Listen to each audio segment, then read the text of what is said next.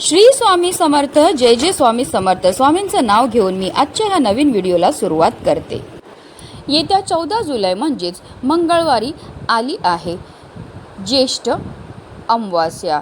या दिवशी ज्येष्ठ महिना संपून आषाढ महिन्याची सुरुवात होणार आहे. या अमावास्येचा प्रारंभ 13 जुलैला सायंकाळी 6:50 होणार असून समाप्ती 14 जुलैला दुपारी 3:13 होणार आहे. आणि उदय तिथीनुसार ही ज्येष्ठ अमावास्या जी आहे ती 14 जुलै म्हणजेच मंगळवारी साजरी केली जाणार आहे. पण अमावास्येचा प्रारंभ हा सोमवारी येत असल्यामुळे तिला सोमवती अमावास्या असे सुद्धा म्हटले जाते. सोमवती अमावास्या ही भगवान शिव, देवी पार्वती आणि पितरांच्या पूजेसाठी अत्यंत शुभ मानली जाते. या दिवशी स्नान, दान, जप, तप आणि पितृतर्पण केल्याने विशेष पुण्य मिळते. पितरांचे आशीर्वाद मिळवण्याकरता, पितृदोष कमी करण्याकरता अनेक जण या दिवशी तर्पण श्राद्ध करतात. धार्मिक मान्यतानुसार सोमवार हा भगवान शिवांचा समर्पित दिवस आहे. त्यामुळे या दिवशी शिवलिंगावर जल, दूध, बेलपत्र, धतुरा अर्पण करून ओम नमः शिवाय मंत्राचा जप केल्याने मनोकामना पूर्ण होतात. विवाहित महिला पतीच्या दीर्घायुष्यासाठी आणि सुखी वैवाहिक जीवनासाठी सोमवती अमावास्येचे व्रत करतात. काही ठिकाणी पिंपळाच्या झाडाची पूजा करून त्याला 108 प्रदक्षिणा घातल्या जातात. या दिवशी पवित्र नदीत स्नान करून पितरांना तर्पण अर्पण करणे शुभ मानले जाते. गरजू लोकांना अन्न, वस्त्र, तीळ, धान्य किंवा दक्षिणा दान केल्याने पितृ प्रसन्न होतात. या अमावास्येच्या दिवशी सर्वार्थ सिद्ध योग सुद्धा घडून येत आणि या योगामध्ये जे पण आपण कार्य करतो तो नेहमी यशस्वी होते असे म्हटले जाते. ज्येष्ठ अमावास्येच्या दिवशी अनेक लोक आपल्या पितरांसाठी स्नान, दान, तर्पण, श्राद्ध आणि पिंडदान करतात, ज्यामुळे प्रखर पितृदोषापासून सुटका मिळते. एवढंच नाही तर पूर्वजांचा आशीर्वाद देखील प्राप्त होतो. आता काही ठिकाणी या ज्येष्ठ अमावास्येला वटसावित्री व्रत देखील करण्याची परंपरा आहे. आपल्याकडे या ज्येष्ठ महिन्यातील पौर्णिमेला वटपौर्णिमेचं व्रत केलं जातं, पण बऱ्याच ठिकाणी बघा या ज्येष्ठ अमावास्येला वटसावित्री व्रत केले जाते. म्हणून या दिवशी सुवासिन स्त्रिया आपल्या पतीच्या दीर्घायुष्यासाठी वडाच्या झाडाची पूजा करतात. धार्मिकदृष्ट्या हा दिवस अतिशय महत्त्वाचा असल्यामुळे या दिवशी काही प्रभावी उपायांनी सेवा देखील केल्या जातात.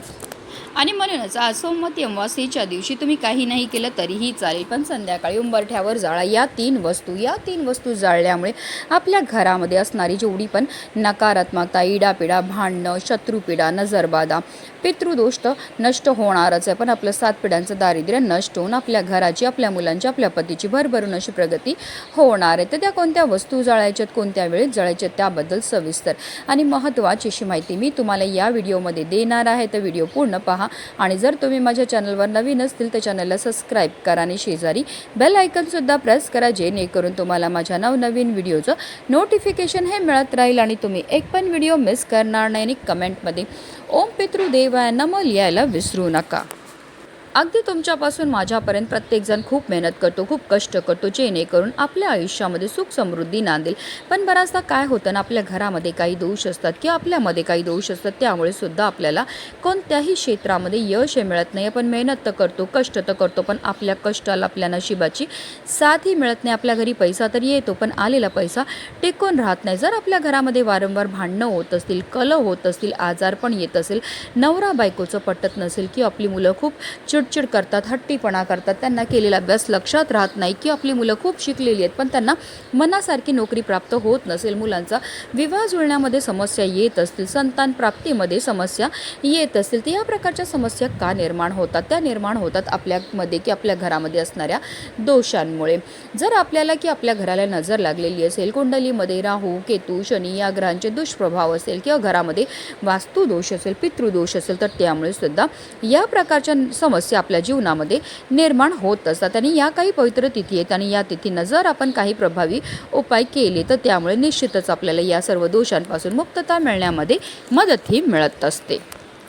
आता हा उपाय आपल्याला कधी करायचा, तर हा उपाय आपल्याला आज संध्याकाळी 6 वाजल्यापासून 7:30ची जी वेळ असते ती माता लक्ष्मीची आगमनाची वेळ असते आणि त्यावेळेमध्ये जर आपण काही प्रभावी उपाय केले तर त्यामुळे माता लक्ष्मी आपल्या घरावर प्रसन्न होते आणि तिचं अखंड आगमन आपल्या घरामध्ये होत असतं. पण आता काही कारणास्तव जर तुम्हाला या वेळेमध्ये हा उपाय करणं शक्य नाही झालं तर अगदी रात्री 12 वाजेपर्यंत सुद्धा हा उपाय केला तरीही चालणार आहे. आता हा उपाय सुरू करायच्या अगोदर सर्वप्रथम आपल्याला देवघरामध्ये दिवा हा प्रज्वलित करून घ्यायचा आहे, कारण कोणतीही सेवा किंवा कोणताही उपाय जर आपण अग्नीच्या साक्षीने केला तर त्यामध्ये आपल्याला निश्चित सफलताही प्राप्त होत असते. त्यानंतर आपल्याला विधिवत देवपूजा ही करून घ्यायची आहे. तुळशी मातेचे इथे आपल्याला दिवा हा प्रज्वलित करून घ्यायचा आहे. त्यानंतर आपल्या घराची सर्व दरवाजे आणि खिडक्या ज्या त्या आपल्याला खोलून घ्यायच्या आहेत, कारण आपल्या घरामध्ये असणारी जेवढी पण नकारात्मकता, इडापिडा आहे, अलक्ष्मी आहे, तिला आपल्याला घरातनं बाहेर काढून टाकायचं आहे.